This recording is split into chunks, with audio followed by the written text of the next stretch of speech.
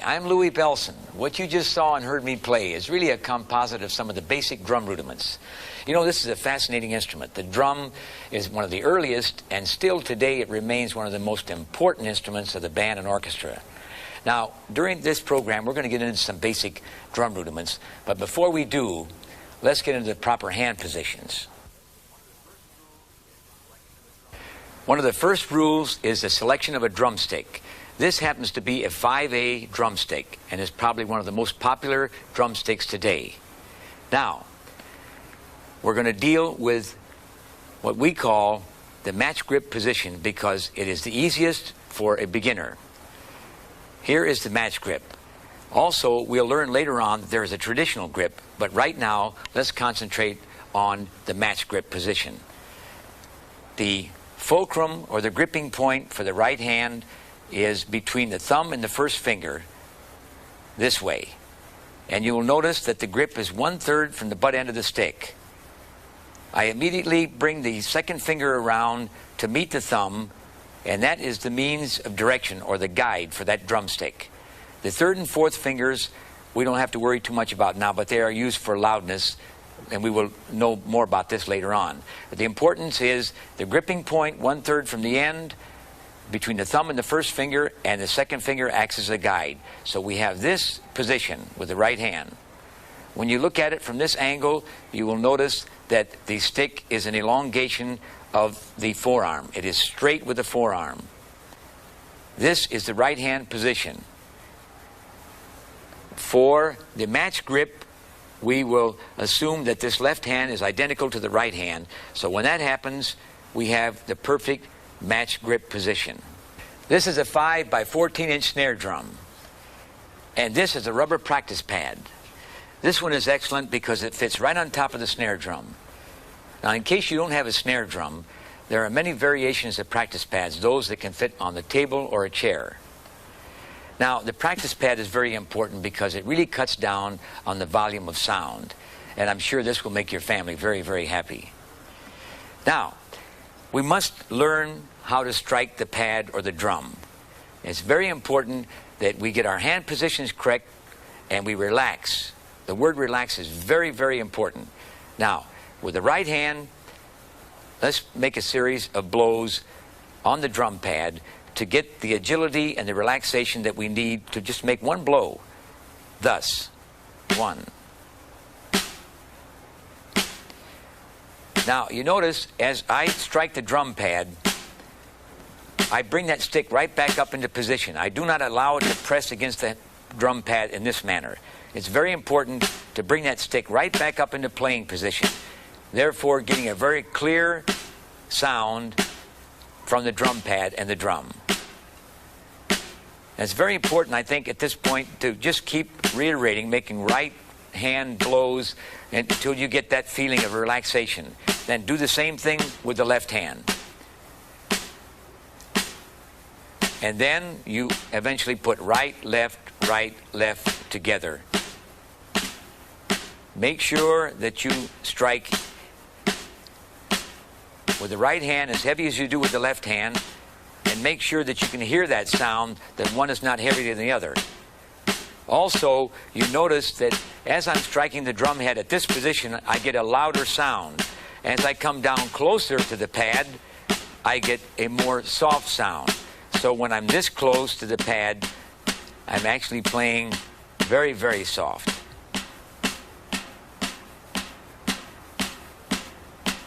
Remember, it's very important that we raise each stick the same height, and it's very important that each beat sound the same. Now, with this very important rule, let's start the first basic rudiment, which is the single stroke or the alternating stroke roll. That means right, left, right, left. Now, we're going to start very slowly. Now, watch the hand positions and listen to the sound. The single stroke or the alternating stroke roll, the first basic primary rudiment.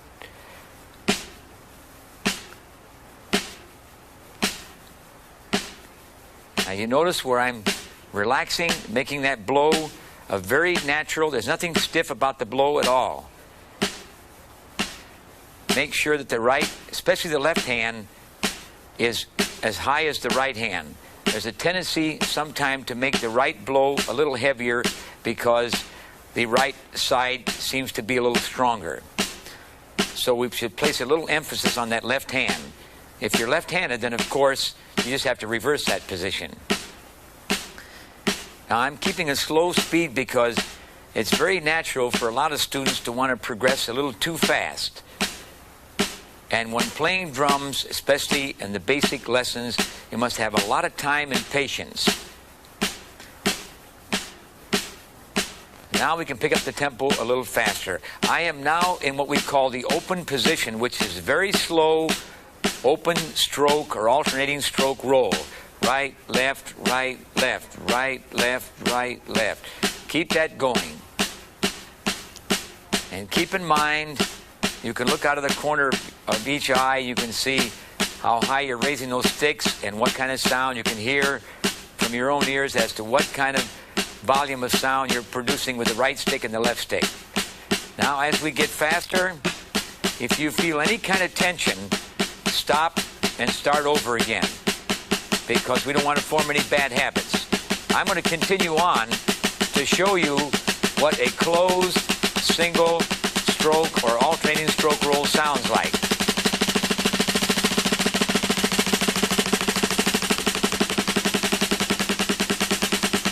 Now, I'm going to stop and we're going to start all over again. Now, you know what an open stroke roll is and a closed stroke roll. Now, if you want to start with me, let's do it together. Here we go. Let's lead with the right hand. Remember, relax, have patience, watch the stick level, and watch the sound. Here we go. Right, left, right, left, right, left, right, left, right. Keep right on going. Remember all the things that were mentioned before and keep them in mind. Relaxation is very important. You must remember at this early stage we're dealing with a physical instrument, so that's why the relaxation word is so important at all times. Now we're going to pick up the speed a little bit. Listen for the sound of each blow. Make sure each stick is raised the same level. Now we're going to pick up the tempo a little more. Now if this is comfortable for you, let's just stay here and sort of reiterate all the things that we mentioned before. Each blow should be the same. The height of each stick should be the same. Keep that natural flow. Make that stick come back. Get a good, clear, precise sound. All right, if you feel like you want to go a little faster, fine. If you feel any tension at all, stop. I'll just keep on going to give you the idea what the closed roll is again.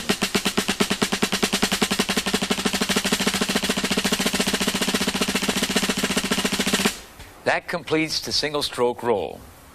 Now, it's very important not to proceed to a new exercise until you've actually mastered the previous one. Now, that means we must take our time, have plenty of patience. Just really take your time because it's very, very important. Don't progress too fast because otherwise we're going to form some bad habits and we'll run into some problems. Now, rudiment number 2, the double stroke or the long roll is right, right, left, left, right, right, left, left. Now remember, the single stroke or the alternating stroke was right, left. Now we're going to deal with 2 rights and 2 lefts. Slowly. Here we go. Starting with the right hand. Right, right, left, left. Now, I might mention, it might be a good idea at this point that if a lot of you would like to secure a metronome, you can do so at any major music store. And a metronome at this point might help you keep steady tempo and steady time. If you're having those kind of problems, the metronome can be very helpful. You can set the metronome at certain speed and just keep doing this. The 2 rights and the 2 lefts, just continue. The metronome will keep you locked into a certain time. And this is good because it will teach you a certain discipline that we need for drumming. So the metronome would be a good idea. Now we're still at the open position, which is very slow. Now, as I mentioned before, we had the open and closed single stroke or alternating stroke. Now we're going to have the open or the closed double stroke roll. Make sure that we define these two things. It's very important that we do so. Now, right, right, left, left, right, right, left, left. Now, there may be times when you feel that when you're up to this speed, you're going to feel a little tight, then stop and start all over again. Because I'm going to continue on and show you, at this point, I'm still using two wrist movements. Right, right, left, left, right, right, left, left, right, right, left. Now, as I get a little faster, I'm going into what we call a bounce. Now, a bounce is one hand motion and two sounds as a result. Because when I close that double stroke roll, it has to get down to this point. And that's a closed double stroke or a closed long roll.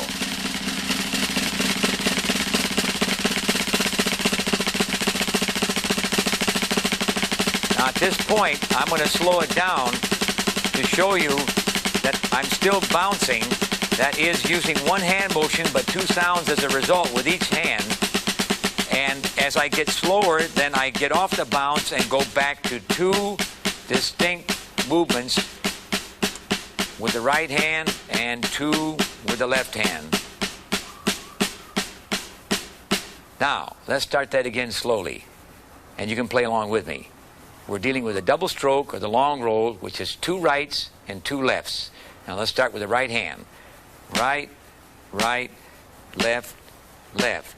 Now, don't forget, relax. Make sure each stick is raised the same height. Here, we're going to go back to the same rules again. They may sound a little boring, but this is very important at this stage that we get this kind of hand technique because it's going to be very helpful for us in the future.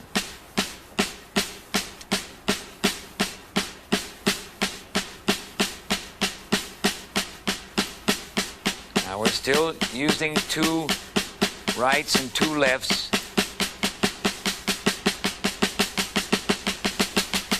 Now at this point, I'm going into the bounce. Don't forget the bounce is one hand motion and two sounds as a result. Now we're getting into the closed position.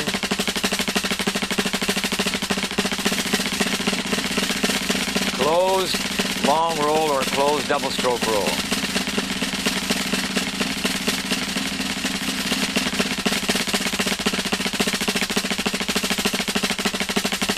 Now, if you want to do this with me, I'm going to bring it back down slow again so that we can get the difference between the bounce and back to the two wrist movements.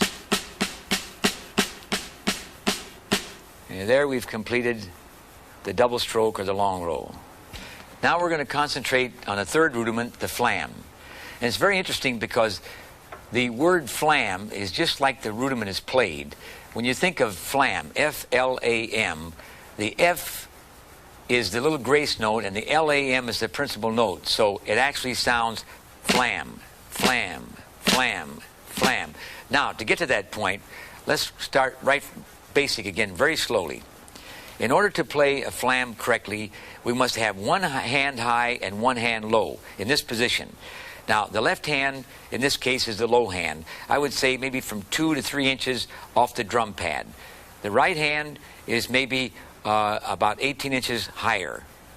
So, in order to play the right flam, we must come down at the same time with both hands. Naturally, the left hand is going to strike the drum pad first because it has the shortest distance to go. So, when we do that, both hands now hitting the practice pad. That's the flam. Now you notice also, after I made that flam, my position was reversed. The right hand is low and the left hand is high. Now that's going to take a little doing, so that's why we have to go back to practicing this very, very slow. Left flam. Now we're back to the right hand position. You notice at all times there's one hand high and one hand low. There's a right flam, left flam.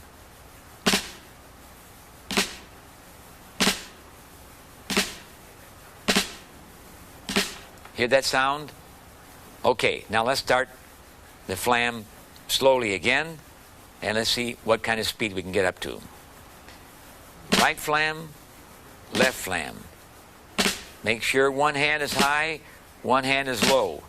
And you hear that little click sound, the flam sound. Hear it?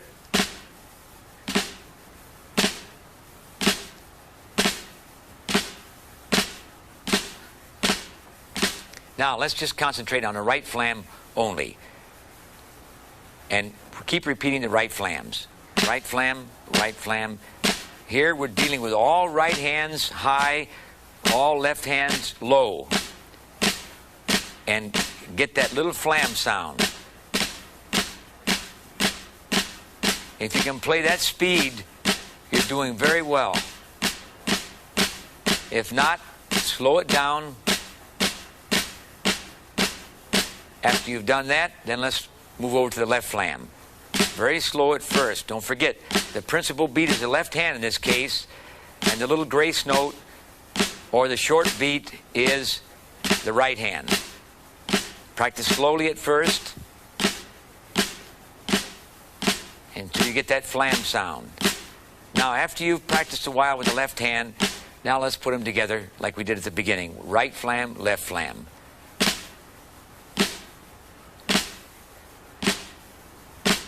Take your time.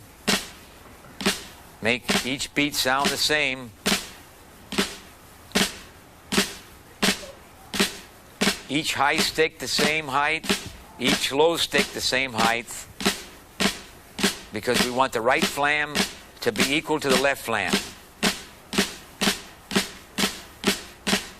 Now I'm going to go faster. I'm going to close the flam for you so you'll have an idea what it sounds like.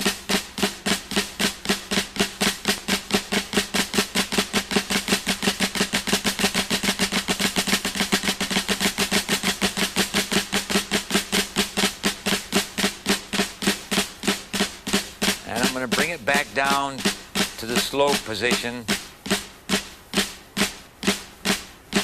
Watch closely. Right, left, right, left, right, left, and there you have the complete flam. Now we're going to take up the 5-stroke roll. This is a very interesting rudiment because it is a composite of a single stroke roll and a long roll. I'll explain it further. With the 5-stroke roll is 2 rights, 2 lefts, and an accent on the end. The accent means that blow is to be louder than the others. So here again it's right, right, left, left, right, left, left, right, right, left, right, right, left, left, right, left, left, right, right, left. So that shows the importance of those first 2 rudiments, that we're now dealing with the other rudiments which are a composite of those first 2 rudiments. Now, the 5-stroke roll, let's try that again slowly and build it into a closed 5-stroke roll. Here we go, starting with the right hand. Right, right, left, left, right, left, left, right, right, left, right, right, left, left, right, left, left, right, right, left. Keep that pattern going.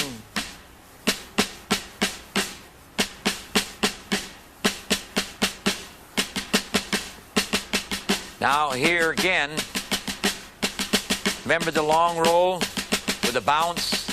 Here we're dealing with the bounce again.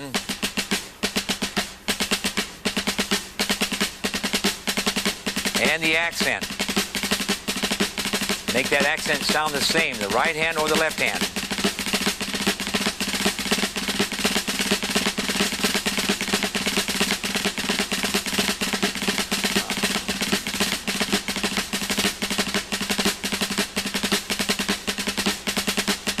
Back down slower again.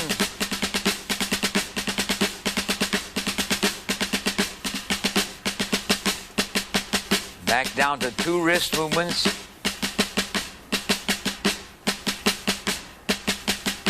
That's the 5-stroke roll. Now, we can try that again a second time because it's a very important rudiment. And use more time, more patience, and let's try it a little more slowly. Again, right, right, left, left, right. Left, left, right, right, left. Make sure the accent is stronger than the other beats. Take your time. Feel the fluidity going from the right, left, and back to the right.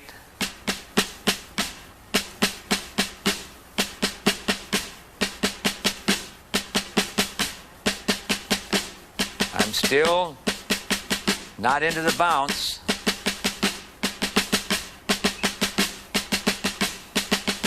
Now I'm coming into the bounce. You can hear the difference, and you can see the difference.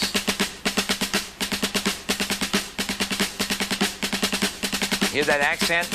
The accented beats are stronger than the others. Now I'm into the bounce, and I'm relaxing.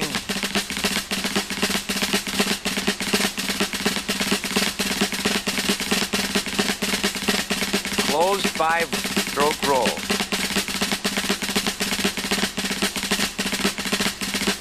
Make sure we hear all those beats. Still into the bounce.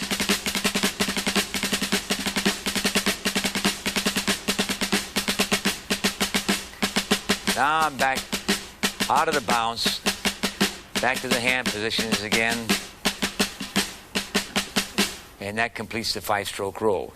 Now, I would like to play something for you, something that you're going to be familiar with very shortly, and that is when you play in your school bands and orchestras, you're going to hear and play a lot of beautiful marches. Now, I'm going to incorporate not only the 5-stroke roll, but the singles and the flams and the long rolls.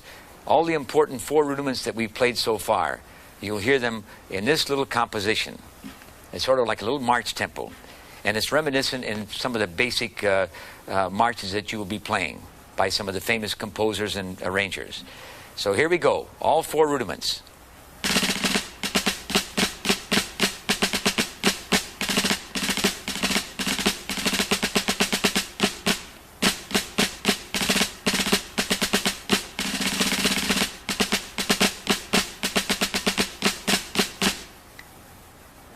And there's your 4 rudiments.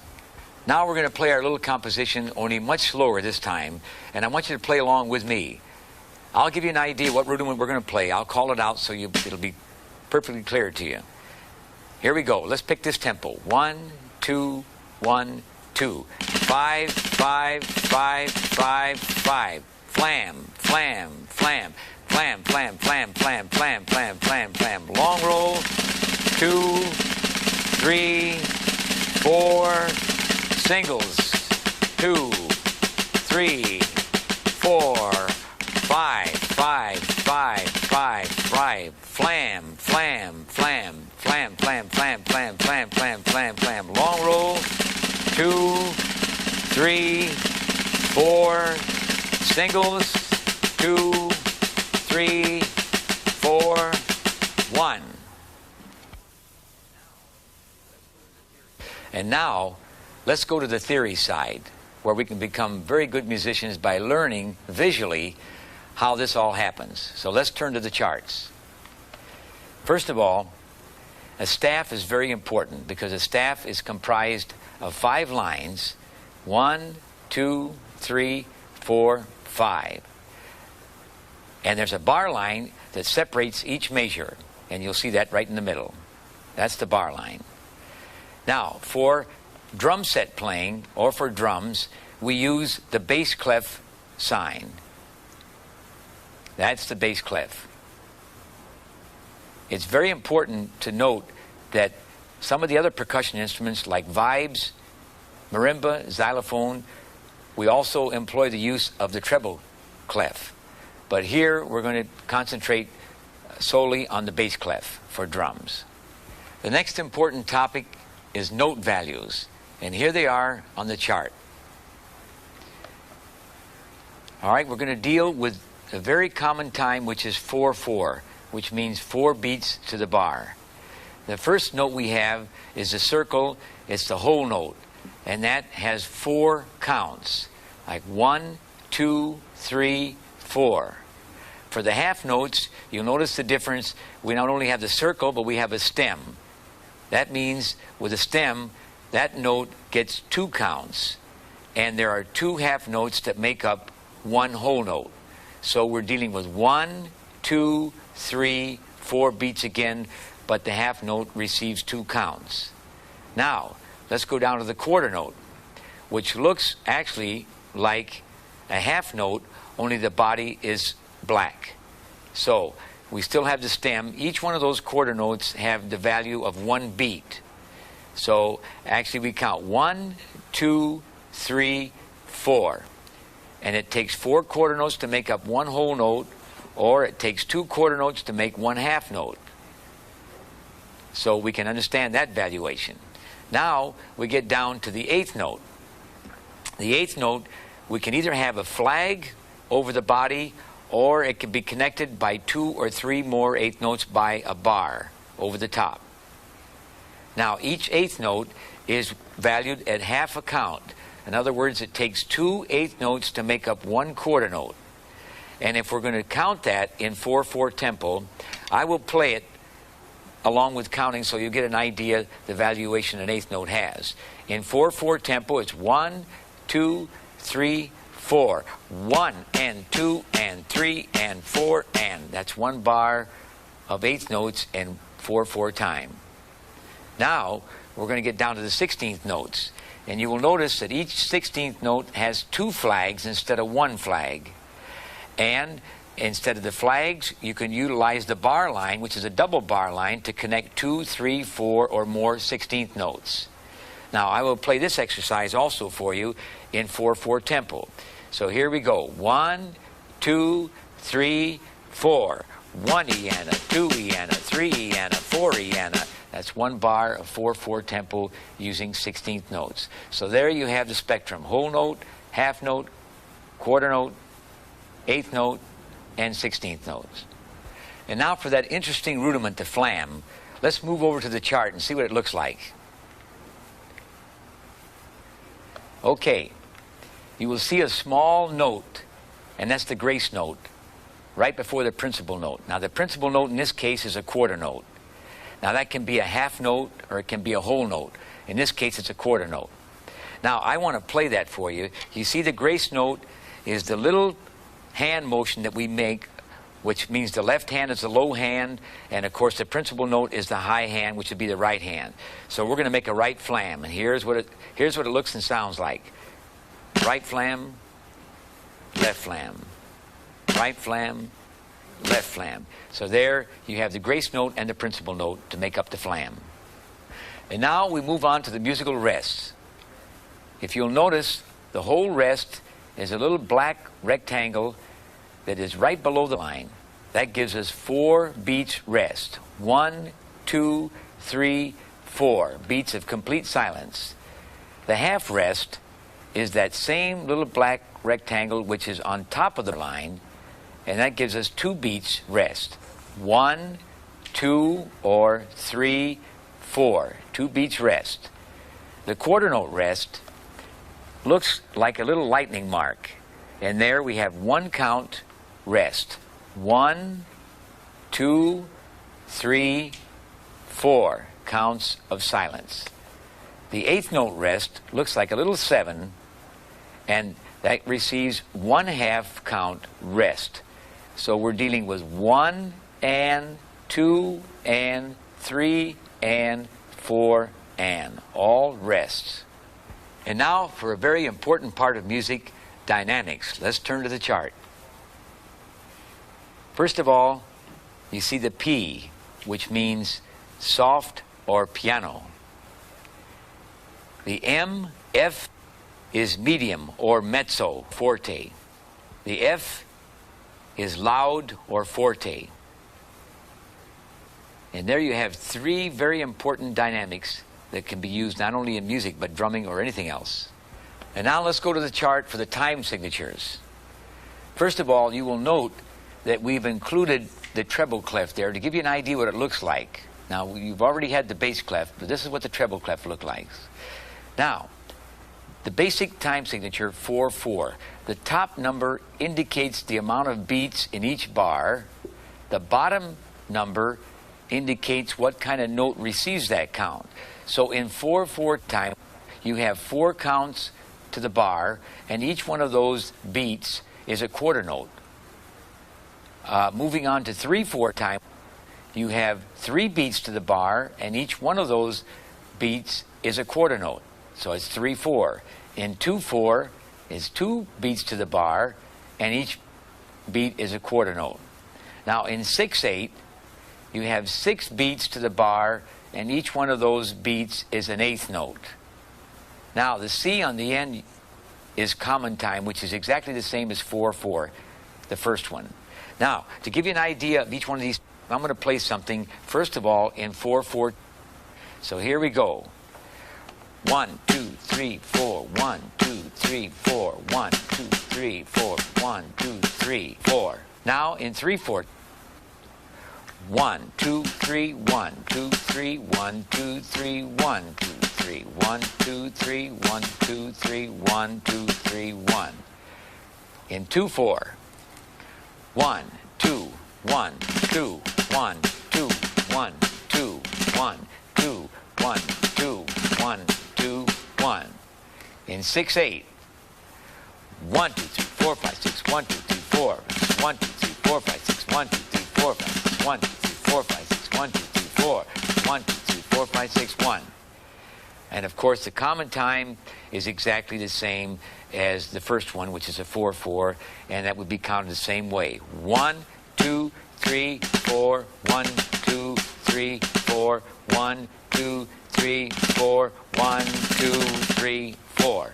And there you have the time signatures.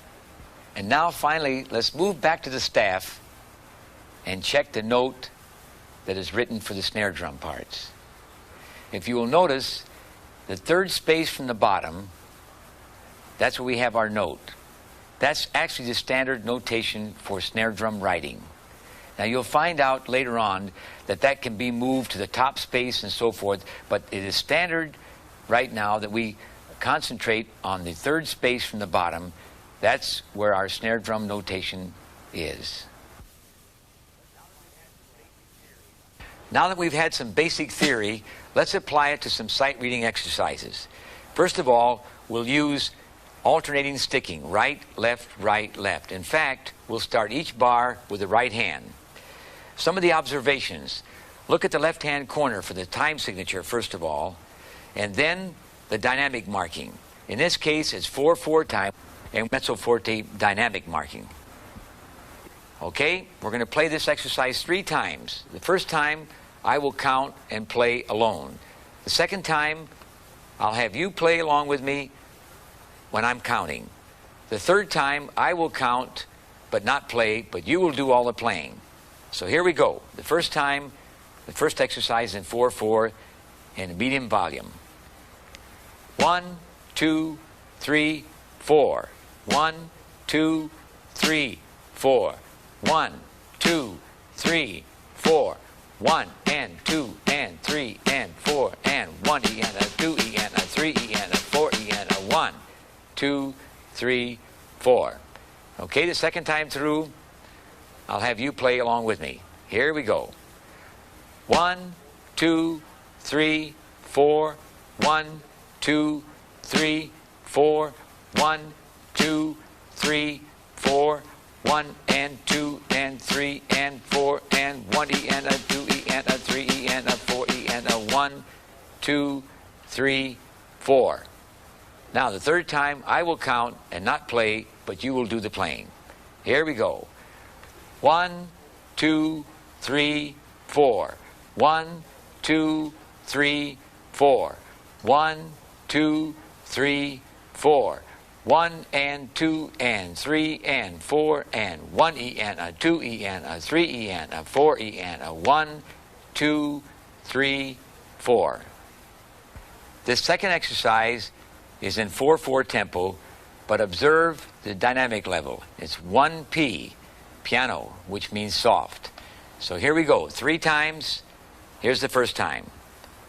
1, 2, 3, 4, 1, 2, 3, 4, 1 and 2 and 3 and 4 and 1, 2, 3, 4. Okay, second time, you play along with me. Here we go.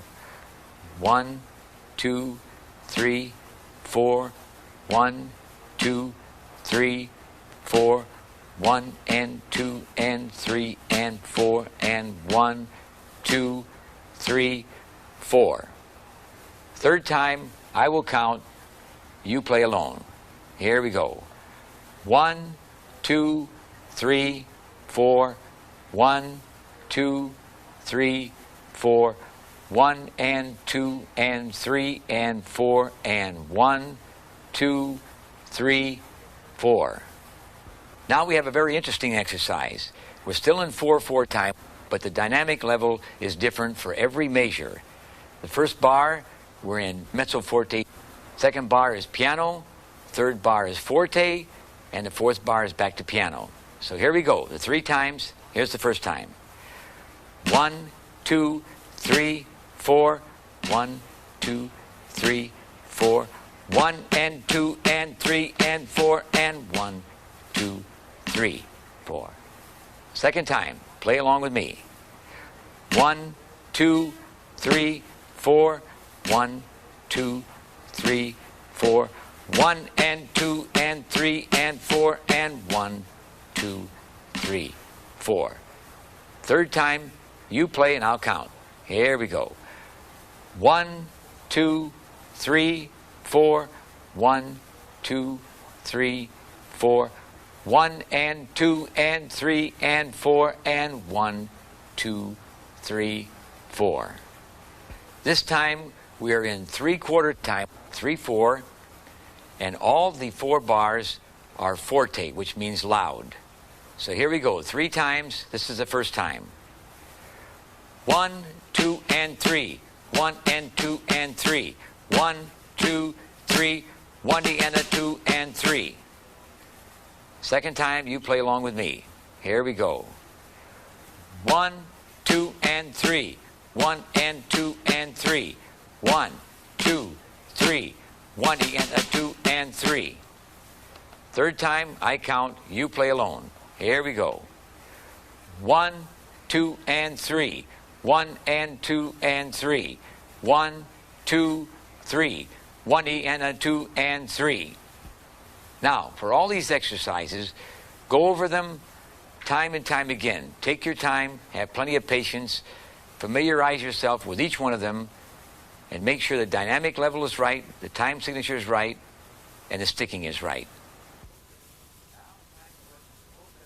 Now it's time to work on the full set of drums. For those of you who do not have a set of drums, you can improvise at home by using chairs. Let me identify each one of these instruments at this time. First of all, the bass drum. Next, the large tom-tom.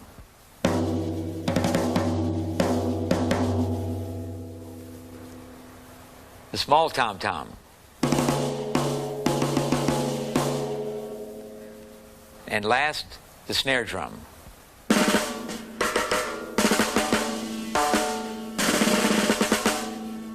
And now we come to the cymbals. This large cymbal in front of me is a 20-inch ride cymbal. And here's one of the basic patterns.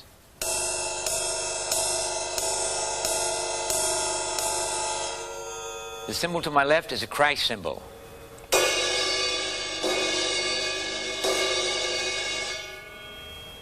And these cymbals over here to my left are the hi-hat cymbals.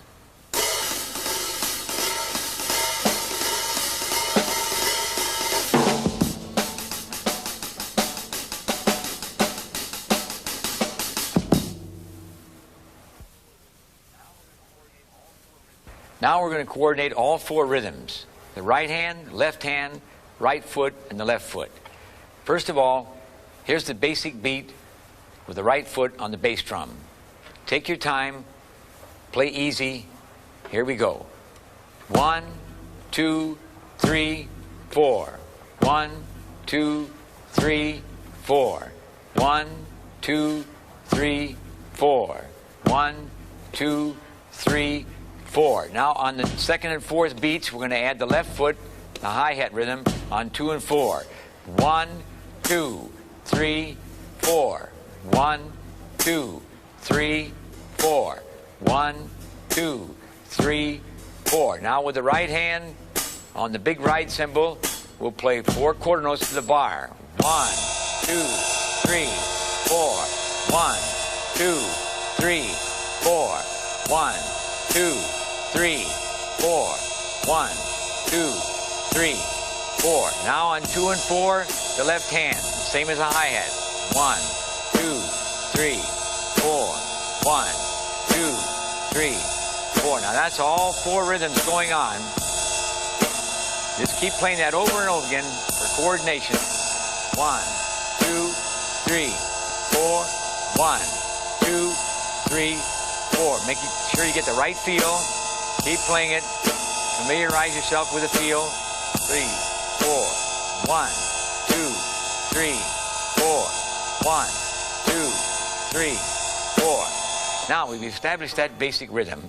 Now for the contemporary rhythms or the rock rhythms, we must know that we're going to deal with eighth note feel. The difference between the jazz feel and the rock feel is that the rock feel is an eighth note feel and the jazz feel is more of a rolling triplet feel. So now for a basic rock or contemporary rhythm, let's go back with the big cymbal, back to the rhythm on the bass drum and the hi-hat and the left hand. With the bass drum, we'll still continue our 1 and 3 pattern and 2 and 4 over here with the left foot. But up here with the right hand, we will play 8 eighth notes to every measure and strict eighth note feel with a 2 and 4 on the left hand like the hi-hat. So here we go. The tempo is 1, 2, 3, 4. 1, 2, 3, 4. 1, 2, 3, 4. 1, 2, 3, 4. 1, 2, 3, 4. 1, 2, 3, 4. 1, 2, 3, 4. 1, 2, 3, 4. 1, 2. Now you can move the right hand over here. 2, 3, 4. 1, 2, 3, 4. 1, 2, 3, 4. 1, 2, 3, 4. 1, 2, 3. That's a basic rock or contemporary pattern. Now, for the jazz beat, don't forget, we're going to get involved in a rolling triplet feel. Now, we'll still continue the bass drum the same way on 1 and 3, the hi-hat foot cymbal on 2 and 4, and play a straight beat with the right hand, 2 and 4 over here. But to give you that triplet feel, I'll show you what we'll do with the right hand. 1, 2, 3, 4. 1, 2, 3, 4. 1, 2, 3, 4. 1, 2, 3, 4. 1, 2, 3, 4. 1, 2, 3, 4. Now we can add the bass drum on all feet, 4 beats if we want. 1, 2, 3, 4. 1, 2, 3, 4. 1, 2, 3, 4. And make that pattern swing. 3, 4. 1, 2, 3, 4. 1, 2, 3, 4. 1. There you have 2 of the very basic fundamental rhythms. Now comes the fun part of this program. You and I are going to get a chance to play together, to improvise, to create. And that's really what it's all about when it comes to drum set playing. The creativity and the improvisation is so important. What we're going to do, I'm going to lay down a rhythm pattern for 2 bars on the hi-hat cymbals. Then I'm going to play a solo for 2 bars. After my initial first 2-bar solo, when I go to the hi-hat rhythm to play for 2 bars, that's your chance to play a solo for 2 bars. Then I play a solo for 2 bars. When I revert back to the time on the hi-hat, that's your turn to play a solo. So here's what it's going to sound like. Here we go.